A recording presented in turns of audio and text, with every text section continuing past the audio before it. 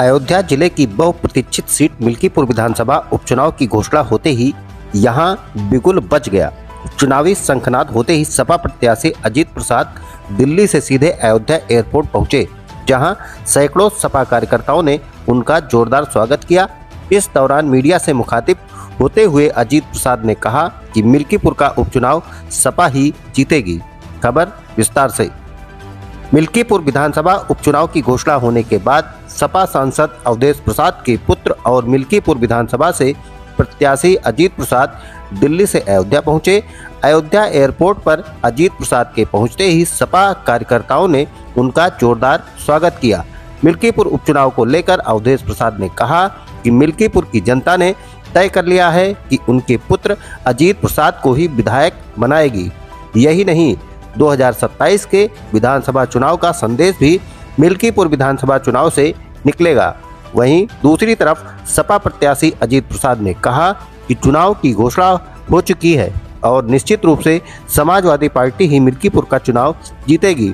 इन्होंने कहा कि जल्द ही पार्टी के राष्ट्रीय अध्यक्ष अखिलेश यादव का चुनावी जनसभा भी मिल्कीपुर विधानसभा में होगी। अजीत प्रसाद ने कहा कि भाजपा ने अगर विकास किया होता तो सीएम योगी समेत पूरी कैबिनेट को यहां नहीं आना पड़ता। मिल्कीपुर विधानसभा क्षेत्र में छुट्टा जानवरों से कितने लोगों की जान चली गई, क्या कोई भाजपा नेता उनसे मिलने आया था? जनता सब जानती है और यहां की सम्मानित जनता ने मन ही मन ठान लिया है कि समाजवादी पार्टी ही मिल्कीपुर विधानसभा में चुनाव जीतेगी। कैसी तैयारी है समाजवादी पार्टी की, अजीत प्रसाद की, क्या कहेंगे?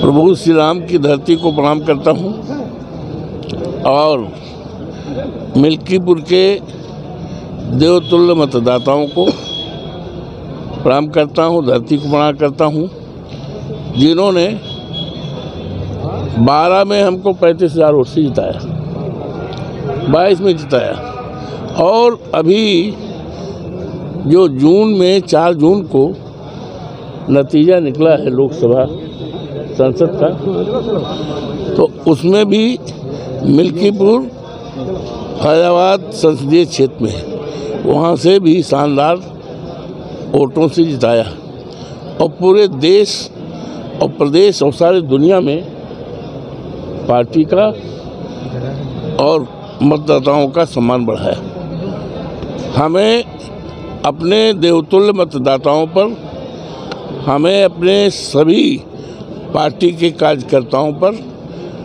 नेताओं पर पूरा यकीन और भरोसा है और सभी मतदाताओं का देवतुल्य और सभी जनता जनार्दन का हम पर यकीन है, विश्वास है और मेरे बेटे अजीत प्रसाद को माननीय राष्ट्रीय अध्यक्ष जी ने कार्यकर्ताओं की सर्वसम्मत राय से उम्मीदवार घोषित किया है और जिसको सभी कार्यकर्ता, नेता, समर्थक एकजुट एक राय होकर के चुनाव जिताने के लिए और एक इतिहास कायम करने के लिए लग गए हैं और पूरी खुशी है।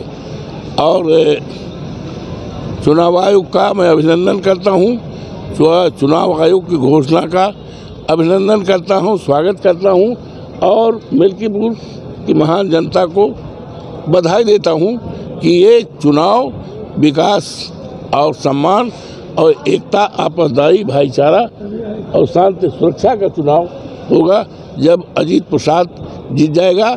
और यहीं से माननीय अखिलेश यादव का ये 27 में जो चुनाव होना है, ये मिल्कीपुर का चुनाव इस बात का संकेत देगा कि समाजवादी पार्टी की सरकार माननीय अखिलेश यादव जी के नेतृत्व में, समाजवादी पार्टी इंडिया गठबंधन के नेतृत्व में रास्ता साफ हो जाएगा।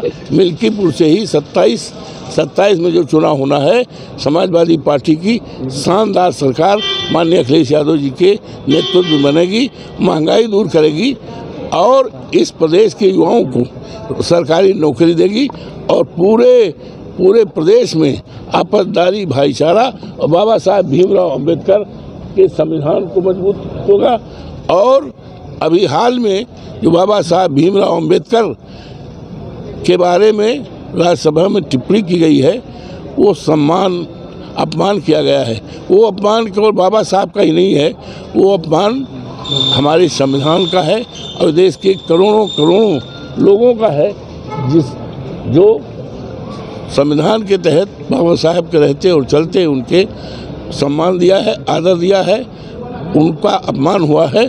और समाजवादी पार्टी और मिल्कीपुर ने इस बात को फैसला ले लिया है, ठान लिया है कि हम अजीत प्रसाद को जिता करके बाबा साहब भीमराव अंबेडकर का जो अपमान किया गया है, अपमान का बदला हम समाजवादी पार्टी अजीत प्रसाद को जिताकर, अखिलेश यादव जी के उम्मीदवार को जिताकर एक पूरे देश और प्रदेश में एक संदेश देंगे। पहले तो मैं आप लोग सभी पत्रकार बंधुओं को मैं धन्यवाद देता हूं कि आपने मुझे बोलने का मौका दिया है। जैसे कल चुनाव आयोग ने चुनाव की घोषणा करी है, वैसे तो ये चुनाव पहले ही हो जाना चाहिए, लेकिन किसी कारणवश ये चुनाव रुका था। 10 विधानसभा की जो उपचुनाव थे उसमें मिल्कीपुर जो है कल चुनाव घोषित हुआ है। तो हम लोग सारे लोग तैयार हैं, समाजवादी पार्टी पूरी तरीके से तैयार है। और मैं हृदय की गहराई से श्री राष्ट्रीय अध्यक्ष श्री अखिलेश यादव जी को बहुत बहुत धन्यवाद देता हूं, उनको बधाई देता हूं। समाजवादी पार्टी के सारे कार्यकर्ता लगे हुए हैं और हम लोग बहुत मजबूती से और बहुत बड़े अंतर से ये चुनाव जीतने जा रहे हैं। मुख्यमंत्री के साथ 16 मंत्री मिल्कीपुर में लगाए गए हैं, कैसे? मैं आपसे बताना चाहता हूं कि जैसे लोकसभा केंद्र में इनकी तीसरी बार सरकार है और राज्य में दूसरी बार सरकार है। अगर इन्होंने विकास किया होता तो पूरी कैबिनेट जो आज मिल्कीपुर में उतरी है वो नहीं होती, और पूरा जिम्मा जो है इस प्रदेश के मुख्यमंत्री योगी आदित्यनाथ ने भी डेरा डाल रखा है, उनको वहाँ पे आने की इतनी ज़रूरत नहीं पड़ती।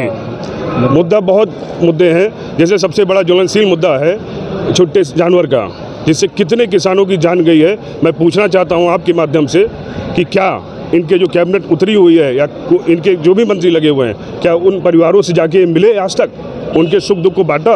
वो परिवार कैसे रह रहा है, कभी ये लोग गए देखने? अजीत जी, क्या संभल का मुद्दा मिल्कीपुर विधानसभा चुनाव में असर करेगा? क्या ये भी मुद्दा रहेगा? देखिए, जैसे वहाँ के जो सांसद हैं जियाउल हक जी, वो वहाँ पे नहीं थे, लेकिन उनके ऊपर भी जो है मुकदमा लिखा गया और सिर्फ एक जात को लेके, एक बिरादरी को लेके ये सरकार टारगेट कर रही है।